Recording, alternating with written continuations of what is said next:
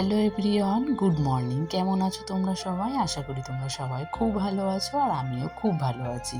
পিয়াশ্রী ব্লগে তোমাদেরকে সবাইকে আবার অনেক স্বাগত জানিয়ে ব্লগটি শুরু করছি। আর এখন বাজে ওই সকাল 8টা মতো। এখন থেকেই তোমাদেরকে সাথে নিয়ে ব্লগটা শুরু করছি। আর সকালে উঠে আজকে আমার স্নান হয়ে গেছে, বাসি কাজ করে একেবারে স্নানটা সেরেই এসেছি। কারণ অনেকটা বেলা হয়ে গেলে না একটা কাজের খুব তাড়াহুড়ো থাকে, আর মামামকে খাইয়ে একটা ঘুম পাড়ানো অনেক তাড়া থাকে, তো তাই মাথাটা ধুতে পারি না। তো আজকে অনেক দিন থেকে ভেবেছিলাম যে একটু শ্যাম্পু করবো। তো সকালবেলা যেহেতু একটু ফ্রি টাইম থাকে, তো ভাবলাম অনেকটা সময় নিয়ে একটু কাজগুলো করতে পারবো। তাই আমি সকাল সকাল আজকে স্নানটা সেরে নিয়েছি। তাহলে কি বলো তো, ওই বেলার দিকে একটু যখন গরম পড়েই গেছে, এখন একটু বেলার দিকে গিয়ে একবার যদি আমি আবার স্নান করে নিই তাহলেই কিন্তু হয়ে যায়। আর এই বেলার দিকে সময় নিয়ে স্নান করা, তারপরে শ্যাম্পু করলে তো একটা দায়িত্ব থাকে বাথরুম ধোয়ার। তো সেটা করতে গিয়ে না এটা অনেকটা সময় লেগে যায়। তাই আমি এত সময় না নিয়ে সকালবেলাটায় স্নানটা সেরে ফেললাম। তারপরে দুজনে একটু চা খেয়ে নিলাম। যদিও গরম পড়ে গেছে, চা খেতে এখন আর ভালো লাগে না। তবে রাতে ওই যে দুধটা একটু রয়ে গেছিলো, তো সেই দুধটা দিয়ে একটু সকালে দুধ চা করে নিলাম। তাহলে কি বলো তো, সকালের টিফিনটা হয়ে গেল, তার সাথে মুড়ি। কি রান্না করবো বুঝতে পারছি না। তো আজকে যেহেতু রান্না হবে না, সকালবেলা এক জায়গায় নেমন্তন্ন আছে, সেখানে যাওয়া হয় কিনা দেখি। আর সকালে এখন আমি কিছু রান্না করব না, তো মাকে একটু কাটাকুটি করে দেবো। মা বললো একসাথে রান্নাটা আজকে উনানের মধ্যে করবে, একটু কাটাকুটিগুলো করে দিই, তারপর দেখি যে মানে নেমন্তন্ন বাড়ি যাওয়া হয় কিনা। চলো, আর মামাকে এখানে একটু পড়াচ্ছি কাটাকুটিগুলো করতে করতে, যেহেতু আজকে ওর স্কুল নেই।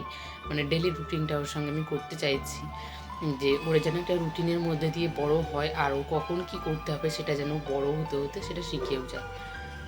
আজকে যেহেতু আমার কাছে রান্নার কোনো চাপ নেই, তাই ভাবলাম যে এক্সট্রা যে কাজগুলো আছে সেই কাজগুলো করে নিই। আর রান্না থাকলে কি বলতো, এক্সট্রা কাজগুলো করতে না অনেকটা সময় লেগে যায় আর অনেকটা দেরিও হয়ে যায়। তাই ভাবলাম যে আজকে একটু সময় যখন আছে তাহলে কাজগুলো করে নিই।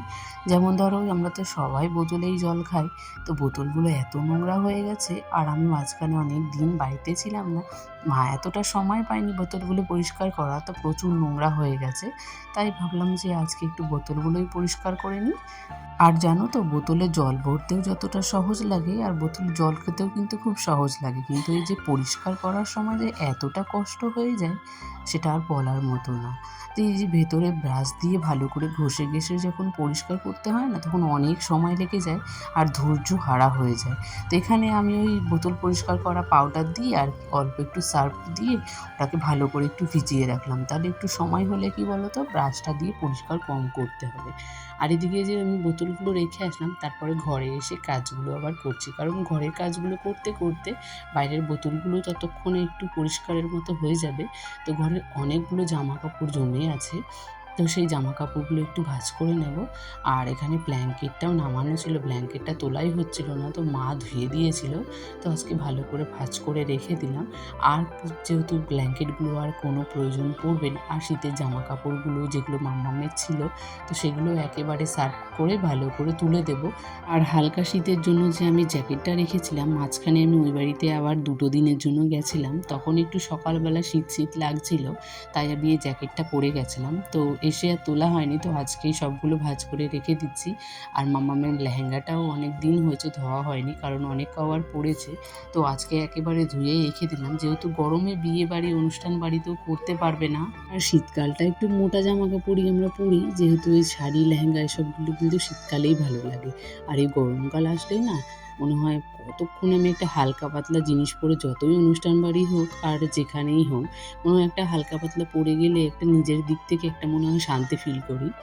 জামা কাপড়গুলো ভাঁজ করে সুন্দর করে সব রেখে দিলাম। আর এখানে মাম্মাম এসেছে, মাম্মামের মনটা আজকে একটু খারাপ, কারণ ওর বার্থডে সব গিফটগুলো আস্তে আস্তে শেষ হয়ে যাচ্ছে, মানে ওর পাপা যেগুলো কিনে দিয়েছিল।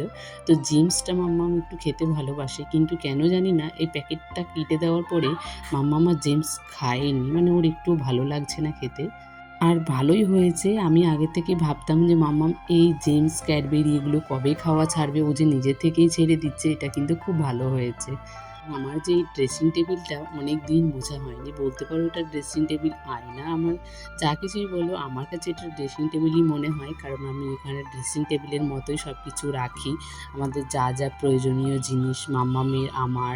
তারপরে এখানে যে শাড়িগুলো একসাথে, শাড়ি নাইটি ডেলি ইউজের যে জামা কাপড়গুলো হয় সেগুলোও আমি ভাঁজ করে রাখতে পারি, তাই আমার এক্সট্রা করে আর কোনো কিছু লাগে না, আমার একটাতেই কিন্তু কাজ হয়ে যায়। আর জানো তো এই আলনাটার আলমারির মাঝখানে যে ফাঁকা জায়গাটুকু আছে, আগে কিন্তু এটা ছিল না, মানে মাঝখানে এতটা নোংরা হয়ে যেত, এই জন্য আমি আবার রান্নাটাকে পাশে সরিয়ে রেখেছিলাম, যেন ওই সাইডটাকে যেন আমি ভালো করে প্রতিদিনটা না মুছতে পারি। তাহলে কী বলো তো, জিনিসটা একটু নোংরা কম হয় আর একটু পরিষ্কার পরিচ্ছন্ন ভালোভাবে রাখা যায়, মানে যতটুকু জায়গা আছে তাতেই পরিষ্কার করা হয়ে যায়। তারপরে দেখো অ্যাকোরিয়ামটাকেও একটু পরিষ্কার করে নিলাম, কিন্তু অ্যাকোরিয়ামে যেন কোনো যত্নই করা হয় না, মাছগুলো সব মরে গেছে। আমি ওই বাড়ি থেকে এসে দেখি মাত্র 3টে মাছ বেঁচে আছে, যেখানে আমার 13টা মাছ ছিল সেখানে এখন 3টে মাছ আছে। ভাবো 10টা মাছই মরে গেছে, কারণ অ্যাকোরিয়ামের পেছনে আমি একেবারেই সময় দিতে পারছি না, তাদেরকে ঠিকঠাক করে খাবারও দেওয়া হয় না আর ওদের যত্নও করা হয় না। তো ভেবে আছি যে এখন এ কটা মাছ যা আছে থাক, পরে ভেবেছি একটা অন্যরকম মাছ নিয়ে আসবো যেগুলো দেখতে ভালো লাগবে, আর অ্যাকোরিয়ামটাকে আর একটু সাজিয়ে গুছিয়ে রাখার ইচ্ছে আছে। তো পরে দেখা যাবে কতটা কি হবে। আগে থেকে যদি আমরা কোনো কিছু প্ল্যান করে রাখি তাহলে সেটা কিন্তু কোনো দিন হয় না, আর যেটা আমরা প্ল্যান করি না সেটা কিন্তু আমাদের সঙ্গে সবসময় ঘটে থাকে। এটা কি শুধু আমার সাথেই হয় না, তোমাদের সাথেও হয়?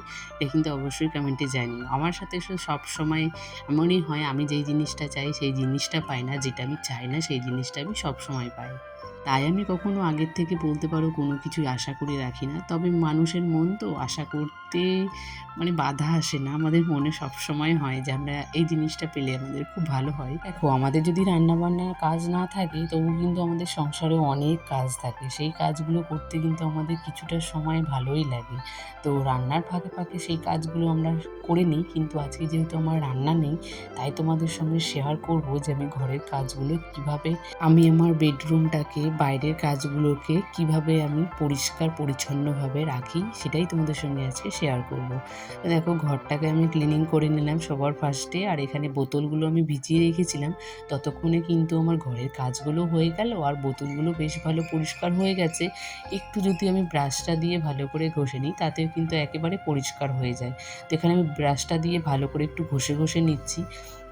আর আমার জানো তো এই পাউডারটা না একটু পছন্দ হয় না, মানে ওই পাউডারটা দিলে কি বলো তো, হাতে একটা ওই মানে অ্যাসিডের মতন একটা সাদা সাদা হয়ে যায়।